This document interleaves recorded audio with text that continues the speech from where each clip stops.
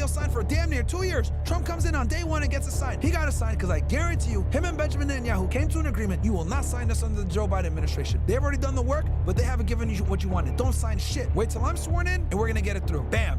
Just like that, he gets the credit for the ceasefire deal, not the Biden administration, even though the Biden administration did the majority of the work, drafting it up, etc. But he even knew that the ceasefire wasn't going to last. You want to know why? Because Netanyahu knew that he needed time. He needed time to rearm his troops, get the morale back up, reset, and re-engage, and finish the job, as they say.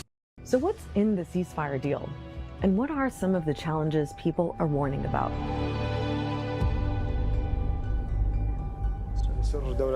It is with pleasure that This was the moment that Qatar's prime minister, one of the mediators, announced that Israel and Hamas had reached a deal on Gaza. Now, as we record this, there's plenty we still don't know. No final document has been published, some details are still being finalized, and Israel's government hasn't formally approved the deal yet. The agreement is actually very similar to a ceasefire proposal that U.S. President Joe Biden made in May last year. But there are lots of reports that it was pressure on Israel from incoming U.S. President Donald Trump that made the difference this time. Okay, so there's a lot of talk, Steve Witkoff, who is basically one of, Trump's guys, which let me go ahead and show you guys who this dude is. He was the one, if I'm not mistaken, that was actually golfing with Trump when he almost got assassinated. This guy right here, right? Steve Witkoff, right? Stephen Charles Witkoff is an American billionaire and real estate investor, lawyer, and diplomat who serves the United States Special Envoy to the Middle East. He is the founder and chairman of the Witkoff Group. Yeah, he has connections with Saudi Arabia, etc. And then, as always, you go into the early life. Yeah, every single time. I know, right, chat? I know. Anyway, he has connections with the Saudis, and he has connections, obviously, in Israel, Netanyahu, etc. Now, there was a lot of talk, right, that Trump made this deal happen. But the reality is that this deal had been in place from before, right?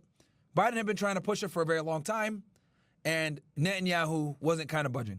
Now, let me tell you guys why he wasn't budging. There was a multitude of things that Israel wanted that the Democratic White House would only allow under certain contingencies, right? Israel doesn't like that. Israel wants to be able to wage their war and do it the way that they want, okay? Israel doesn't like to be beholden to us. I know. It's amazing, right? You're like, what the fuck? What do you mean they don't like to be beholden to us? Yeah, chat, yeah. I said that loud and clear. They like to take our money and do what they want, and we don't impose any standards. That's what they do. That's what they've always done. That's what they want, okay? With that said, one of the things that they really cared about was getting these 2,000-pound bombs and being able to utilize them, right? And also, throughout this time, since Biden was stalemating, dragging his feet, not signing off on certain things, withholding weapons, withholding aid to Israel, this really pissed off the Israeli government, Netanyahu to be exact, okay? Though they looked like they were having a good time on camera, right, being diplomatic and nice and all the pictures and all this shit, there was a fucking war going on between the two different nations, okay? Because keep in mind, guys, the Democrats, right, they're in a rock at a hard place because the Israeli lobby still controls the Democratic Party. But this war has really bad optics from a humanitarian standpoint. Remember at the beginning of the broadcast, guys, I told you guys that people oppose Israel for two different reasons, right? People on the left have their reasons and people on the right have their reasons. The people on the left, when they oppose Israel, it almost always comes from the humanitarian, apartheid, oppression, colonization angle. And in this case, the genocide angle, right? Which is what the left often argues. These people are Biden's constituents. But on the other hand, his donors and a lot of his supporters are Zionists, okay? And this is one of the biggest differences between the Democratic Party and the Republican Party. The Republican Party openly cucks for Israel. The Democrat Party secretly cucks for Israel. One more time for you niggas, okay? Because other political commentators aren't going to tell you this raw truth. The Republican Party openly cucks for Israel. When I was at the RNC, I saw American flags and Israeli flags. No fucking shame in the world. The Democratic Party, okay, covertly cucks for Israel. When Benjamin Netanyahu came here and visited, right, the United States, and he addressed Congress, President Trump, or well, at the time, before he was president, but the Donald Trump when he was running, right, or he was elected actually, when he was elected, what did he do? He met with Benjamin Netanyahu publicly. He went to Mar-a-Lago, he met with President Trump, they had a discussion, cameras were there, no one cared. On the other hand, Kamala Harris met with Netanyahu, but she did it secretly. Okay? As you guys know, when he gave his address, a lot of the Democrats weren't there. They protested. They didn't want to be there. Right? So there's this disconnect, right? So the reason why Biden withheld aid, withheld the 2,000 bombs and a bunch of other shit, was because the Democratic Party simply didn't want to be sitting there and signing off on the mass bombing and killing of innocent people, which is what Israel was doing. Okay? So Biden dragged his feet on a lot of this stuff.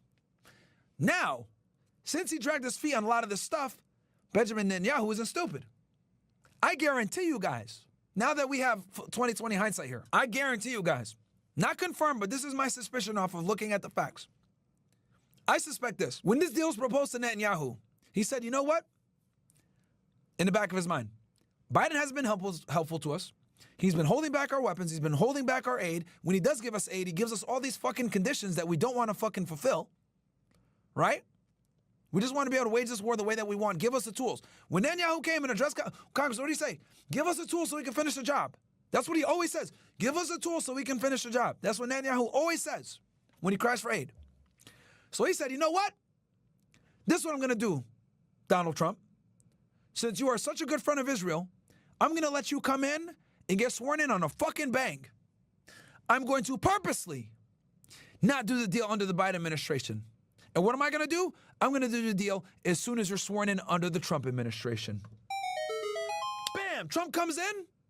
Huge fucking W. He comes in and they're like, oh shit! He got a ceasefire coming into office. Wow! One of the biggest differences between Trump's administration this time around and then the 2016 administration is he's getting shit done quick. If you guys notice, on day one, what did he do? He made it a point to sign a bunch of executive orders. I'm doing X, Y, Z. I'm signing executive orders. I'm appointing my people. I'm getting my people in. I'm going to go ahead and nominate people even if I don't know if they're going to fucking get through. I want my loyalists in. I'm putting in Pam Bondi. I'm putting in Kristi Noem. I'm putting in P. Hegseth. I'm putting in Matt Gaetz. Even though Matt Gaetz didn't go through the confirmation, I wish he did. He would have probably got it. Right? Controversial people. Kash Patel. All these people have problems. FYI. A lot of them have problems. Whether it's inexperience or controversial podcast interviews or fucking bitches on the side. A lot of these people had issues. Right? But he said, fuck it. I'm getting them through. Right? He's getting his people through. Regardless of the controversial level, because he learned his lesson from having establishment shows like Mike Pence and John Bolton in his last establishment, right? So he said, I'm going to sign these executive orders. I'm going to go ahead and get my people through. I don't give a fuck. And I guarantee you, one of the things he told Benjamin Netanyahu, I will give you everything that you guys want. I will impose the sanctions again on Iran. I'll give you guys the 2,000-pound bombs. I'll give you guys more aid than Biden did. I'll give you guys everything you guys want. But do me this favor. Sign the ceasefire when I come into the office so I get the fucking credit for it. And then, bam, he comes in, and then the whole fucking ship comes down. Everyone starts roasting Biden. Even political commentators that were on the left were saying this was a monumental failure by the Biden administration. They couldn't get this deal signed for damn near 2 years. Trump comes in on day one and gets it signed. And I'll tell you why he got it signed. He got it signed because I guarantee you, him and Benjamin Netanyahu came to an agreement. You will not sign this under the Joe Biden administration. They've already done the work, but they haven't given you what you wanted. Don't sign shit. Wait till I'm sworn in, and we're going to get it through. Bam. Just like that, he gets the credit for the fucking ceasefire deal, not the Biden administration, even though the Biden administration did the majority of the work, drafting it up, etc. And looking back on it, that's why he didn't wait. That's why he didn't sign it. But when Trump came in, he signed it. So this whole pressure shit, bullshit. Bullshit. There was no pressure. Steve Witkoff, billionaire Zionist, friends with Netanyahu. So is Donald Trump, as you guys know. Netanyahu came to the United States, first official visit of a foreign leader. Who was it? Benjamin Netanyahu. What did he say as he stood across there from Donald Trump? Donald Trump is the greatest friend that we've ever had in the White House. Hell, I mean, it gets even funnier. Donald Trump stopped all aid to Ukraine. Chat, I don't know if y'all know that. Stopped all aid. Said, fuck y'all niggas. Zelensky pissed me off in the Oval Office. But guess what he did? He gave, what, $12 billion to Israel? Bro, I wish he could wag his finger at fucking Benjamin Netanyahu the same way he did at Zelensky. So yeah, that's what I think happened, chat. That's my prediction, is that this was planned from the beginning to not accept a deal under the Biden administration, to give Trump the credit. And here's my proof. I think Trump knew that this ceasefire was never going to last. You guys don't believe me? Look at this. Are you, Mr. President, that you can keep the ceasefire in Gaza and conclude the 3 phases of the deal? I'm not confident. That's not our war, it's their war, but I'm not confident. But I think they're very weakened on the other side. Do you support the 3 states? Gaza, boy. All right, let's go play that back from the beginning, ninjas. All right, let me try to see if I can make this bigger for you guys. It's a fucking short, man. Shorts are so garbage on desktop. All right, we'll play that from the beginning, guys. How confident are you, Mr. President, that you can keep the ceasefire in Gaza and conclude the... She asked, how confident, Mr. President, are you that you can keep the ceasefire in Gaza? Right, and this is like literally right as he came in. This is, January 21st. He's sitting there signing his executive orders. The 3 phases of the deal? I'm not confident. That's not our war. Shakes his head. I'm not confident. It's not our war. It's their war, but I'm not confident. But I think they're very weakened on the other side. Do you support the 3 states? Gaza, boy. I looked at a picture of Gaza. Gaza is like a massive demolition site. That place it's really got to be rebuilt in a different way. Do you plan to help in rebuilding Gaza? I might. You know, Gaza's interesting. It's Are you going to rebuild Gaza? And he says, I might. Mind you, guys, this is before he had Benjamin Netanyahu at the White House and they talked about taking over Gaza, FYI. So you can see a little, like, watching this stuff back, it's very ominous. a phenomenal location. On the sea, best weather. You know, everything's good. It's like some beautiful things could be done with it, but it's very interesting. But some fantastic things could be done with Gaza. Yeah, turning it into a tourist location. That's what could be done with Gaza. How confident are you, Mr. President? So even back then, he knew that this ceasefire deal wasn't going to last, chat. He knew it. But let's go back to the deal. We do know that this isn't going to be without reward, that Trump is going to reward Israel. And that could include, from the Trump administration, a green light on further annexation of occupied Palestinian territory or occupied Syrian territory. So here's what we know so far. The deal is structured in 3 stages, and the pause in fighting is due to start on January 9th. So stage 1, guys, is where we basically just completed. Okay, 6 weeks. Stage 1 is meant to last 6 weeks. 33 Israeli captives, including women, children, and the elderly, will be released by Hamas and other groups. That's according to the Qatari Prime Minister. In return, Israel will release Palestinian prisoners held in Israeli jails.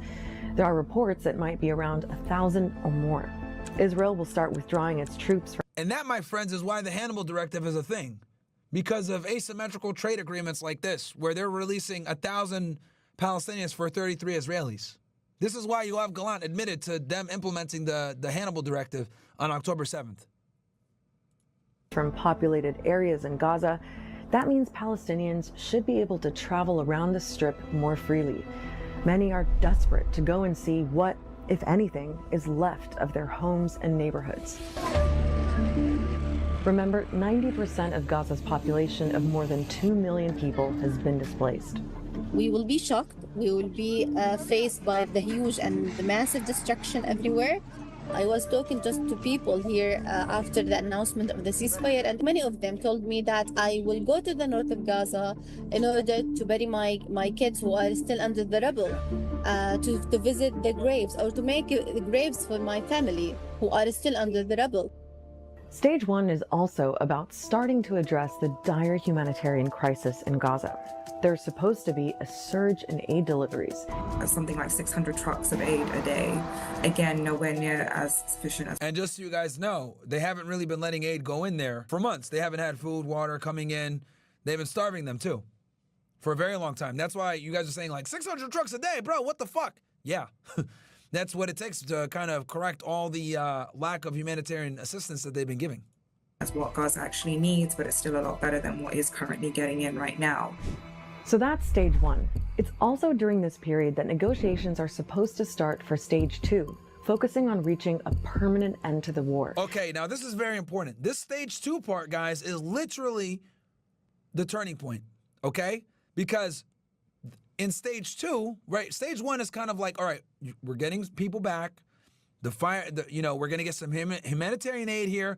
People are able to rest and recover, right, on both sides militarily, right? So the benefits both sides. And especially the Gaza side, they're able to get resources and supplies, right, which is huge. But also, at the same time, they were supposed to be at the table negotiating a permanent ceasefire. I'm going to talk about this here in a second. But this is very important because stage two is supposed to end the war. It would involve Hamas releasing all the remaining living captives, including male soldiers, Israel releasing more Palestinian prisoners, and Israel withdrawing all of its forces from Gaza. If the two sides managed to get that far, then they'd move on to stage three, with Hamas returning the bodies of any remaining dead captives and working out a long-term reconstruction plan for Gaza. So that's the outline of how it's supposed to work, in theory. But what will it take in practice for this deal to hold? I believe that it all depends on the parties of the agreement and acting in good faith. This could just very much well be a humanitarian pause where we see phase one being more of a symbolic gesture, and then, there's absolutely no guarantee that we'll actually see phase two or phase three pan out. But there are obstacles to overcome even before stage one begins. The Israeli government was supposed to confirm the deal on Thursday morning, but a vote in the cabinet was postponed. Israel's Prime Minister Benjamin Netanyahu blamed the delay on Hamas, accusing them of going back on some details. Hamas said there was no basis to his claims and that it remains committed to the deal. It looks a lot like a politically manufactured crisis. It is very on brand for Mr. Netanyahu to provide different interpretations to different people. Well, this security cabinet meeting is more than a day delayed, and that's because of internal fighting within Benjamin Netanyahu's coalition. But okay, let's talk about that. Let's really deal with the truth here about why Netanyahu didn't come back to the table. And for me to explain this, we're going to have to go through kind of everything here. Okay, guys? So bear with me because I'm going to give you guys a lot of information and a lot of details, but this is why the ceasefire cannot proceed forward. October 7th, guys, led to not just a war in Gaza, but a war all across the region. And the war in the region isn't necessarily just to stop Hamas, but it's to stop all the proxy powers that empower Hamas. Whether it is Hezbollah in the north in Lebanon, Syria, or Iran, their chief antagonizer and their chief op, or the Houthis down in Yemen. Israel has used October 7th as a way to wage war against all of their enemies in the region. Okay? Now, Israel has never been in a position like this where they can actually take the kill shot. If you go back in time to 1996, to the clean break memo, which I refer to this document many times when I come to talk about 9/11, but we're not going to talk about 9/11. We're going to talk about more is this paper outlines what is required, and it was written by a bunch of American neocons, by the way, Pearl, Feith, Wormser, etc. This paper was written for Benjamin Netanyahu in 1996 on what would be required to secure Israel's preservation. And one of the chief things that was in there was removing Saddam Hussein. Well, they did that. Then it was destabilizing Syria. Well, they did that too. Bashar al-Assad is hiding over in Russia. And they got a bunch of rebels there that, quite frankly, don't want any beef with Israel. And on top of that, they destroyed all of Syria's weaponry and military installations, right? Then it was destabilizing Yemen. They've pretty much done that. They've been bombing the hell out of them. Then it was also destabilizing Hezbollah in the north and getting rid of their leadership. They did that too. They assassinated Hassan Nasrallah. They killed all of his constituents pretty much. They killed his replacement, that guy's replacement. They killed like the whole chain of Hezbollah's leadership. Now, are there still some fighters? Yes, but they've been able to significantly reduce their effectiveness. And they launched that ridiculous pager attack, which was brilliant. I'm not even going to lie. Incredible. They put bombs in pagers, walkie-talkies, and radios, and they literally put these explosives in these devices 10 years prior and were able to detonate them on 2 separate occasions and kill a bunch of Hezbollah fighters. The Mossad did it. And Unit 8200. But the point I'm trying to make is that the axis of resistance has never been weaker than right now. Okay? Israel's chief mission is to destabilize all of these hostile countries and especially go after Iran, who is the leader of the axis of resistance and has armed all these different factions that I mentioned to you before. Okay? The last country standing now is Iran. Not only that, they're concerned that Iran is going to have nuclear capability. Well, why are they concerned if Iran has nuclear capability? Because they have nuclear capability. Israel wants to be the only country in the region that has nuclear capability, so they can have leadership in the region and dominance in the region, backed by us, of course. And Iran is really the last stand in the Middle East towards Israel's supremacy, because Saudi Arabia, Bahrain, Qatar, a lot of these countries, quite frankly, they're going to recognize Israel very soon. And they wanted to recognize Israel very soon. Actually, as a matter of fact, October 7th occurred because the Gulf states were going to recognize Israel. Okay? And they were going to recognize Israel without figuring out the Palestinian question. That is why one of the main reasons why October 7th happened. Now, let's get back to this deal and the ceasefire and why it's not going to go through. Benjamin Netanyahu is a part of the Likud party. That is a far-right party that pretty much wants Israel to dominate the entire region. The Greater Israel Project, as they say. Right? This ceasefire was wildly unpopular with his party. And as a matter of fact, they threatened to remove him from power for accepting this deal. But Benjamin Netanyahu is an intelligent individual. He's been in power for a very long time. And he gets it. He understood that for him to do what he needs to do, he needed Biden out of the fucking White House. Welcome, punch! And he needed Trump in the office. Remember all those fucking tech bros that I told you guys about before? Right? All of them are Zionists. They all are. Right? They all rallied around Trump, not just because he was going to be favorable to the tech bros, but also because lobby wanted Trump in because they knew he was going to be a far better president for Israel. Israel's in a unique position, guys, that they haven't been in ever. They're in a position where they can finally eradicate their enemies. All of them are weakened. All of their leadership has been destabilized. Some of them have even fled. But Iran is the last one standing, and they've never had this opportunity before. The next 4 years are going to dictate whether Israel continues to fight or they're able to remove their enemies. And they understand that the next president is going to heavily dictate that ability for them to take out Iran. So they knew that there was no fucking way that Kamala Harris can win. That is a big reason why so many people rallied around Donald Trump. Now, this is what the Republican Party won't tell you guys, but I will. This is why Miriam Adelson gave him $100 million. This is why David Sachs got behind him. This is why Peter Thiel got behind him. This is why Mark Zuckerberg and a lot of these other people got behind him. They won't admit this, of course, but that's a significant reason why they got behind him. He was going to be a far better ally for Israel in this time of war, a pivotal moment in its history, than Kamala Harris would have been. Because Kamala Harris would have just adopted the same behaviors as Joe Biden. Drag feet, withhold aid, add strings to any deal that they have, make it very difficult for Israel to be far more aggressive in their conflicts in the Middle East. They knew with Trump, he gives them the money, it is what it is. He's just going to say, get the shit done. Sooner than later. Trump's thing is that he doesn't care if they go into war. He just wants it done quickly so that he can go ahead and say, I ended the war. That's what Trump wants. That's why he pushed, and again, this is my speculation, but after looking at all the circumstances, there's no way that this wasn't it. This is why Donald Trump basically came in and said, Netanyahu, do me a favor. Don't sign under the Biden administration. Sign it when I come in and let me get the credit. And that's what happened. Comes in, makes the Democrats look like idiots. Deal is signed.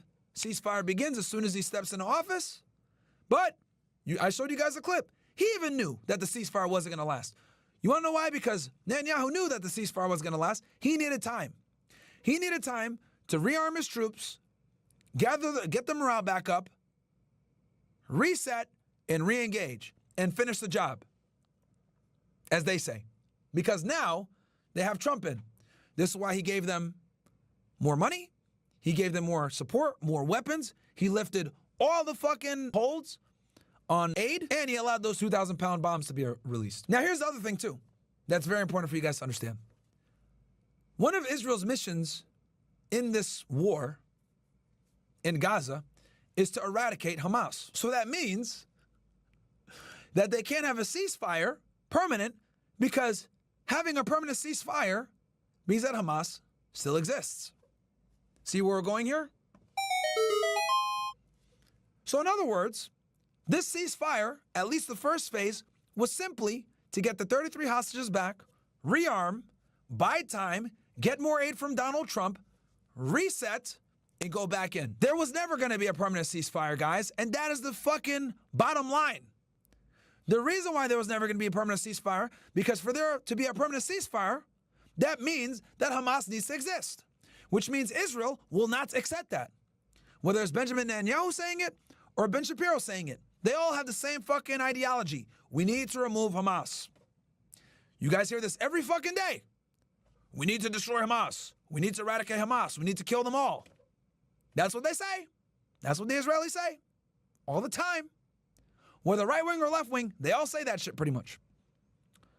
So this deal can never come to fruition because it implies that the party, one of the parties of the deal, exists, which Israel will not accept. So that, my friends, is why this deal is never going to happen, and why we saw the deal kind of go through, but even Donald Trump himself admitted that the ceasefire isn't going to hold. He knew it back then. And I think the reason why he knew it back then is because he brokered it that way. Bibi, hey, accept the deal.